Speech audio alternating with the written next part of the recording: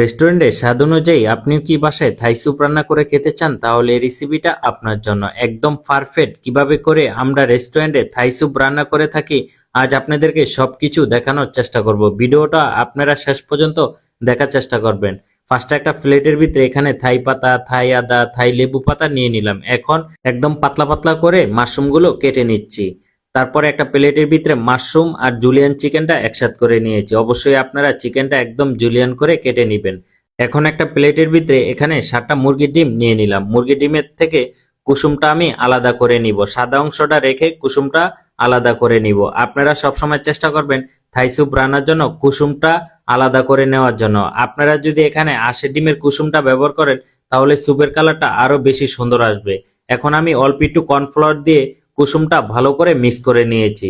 এখন অল্প একটু পানি দিয়ে আবারও ভালো করে মিক্স করে নিব। দেখেন আমি কিভাবে করে মিক্স করে নিচ্ছি। এভাবে করে আপনারা ভালোভাবে মিক্স করে নিবেন। এখন একটা নেট দিয়ে এই ডিমের কুসুমটা ভালো করে সেকে নিব। এখানে যদি টুকটাক লালাও থাকে তাহলে কিন্তু ওই সেকলে লালাটার এখানে অ্যাডজাস্ট হবে না। তো এখন দিয়ে দিলাম থাই পাতা, থাই আদা, থাই লেবু পাতা, এগুলা সবগুলো ইনগ্রেডিয়েন্টস একসাথে নিয়ে নিলাম। এখন একটা কড়াইয়ের ভিতরে 6 থেকে 7 জনের পরিমাণ স্যুপ রান্না করার জন্য পানি দিয়ে দিলাম। তারপরে দিয়ে দিলাম হাফ লিটারের মতো চিলি সস। চিলি সসটা দেওয়ার পরে পানিটা খুবই ভালো করে গরম করে নিব। গরম করার পরে যে ডিমের অংশটা আছে এই ডিমের অংশ, চিকেন, মাশরুম মানে সকল ইনগ্রেডিয়েন্টস এখন দিয়ে দিলাম। আর অবশ্যই আপনারা পানি ভালো করে গরম করার পরে তারপরে এই ইনগ্রেডিয়েন্টস গুলো দেওয়ার চেষ্টা করবেন। আপনারা যদি হালকা কুসুম গরম পানি অথবা ঠান্ডা পানির ভিতরে দেন তাহলে স্যুপের কালারটা আসবে না, এমনকি স্যুপটা ফেটে যাওয়ার সম্ভাবনা আছে। এখন দিয়ে দিলাম চিনি। চিনির পরিমাণ অবশ্যই আপনারা বেশি দিবেন।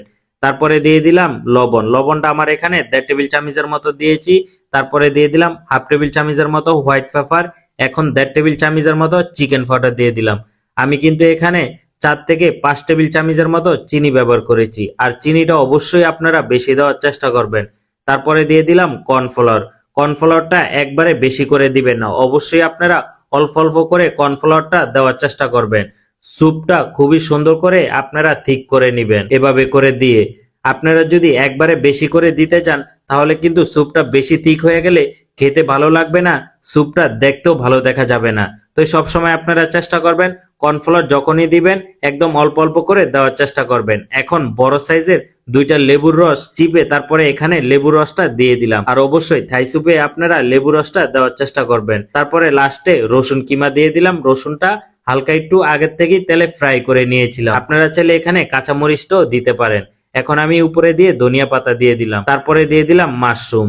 আর এভাবে করে আমরা রেস্টুরেন্টে থাই স্যুপটা রান্না করে থাকি।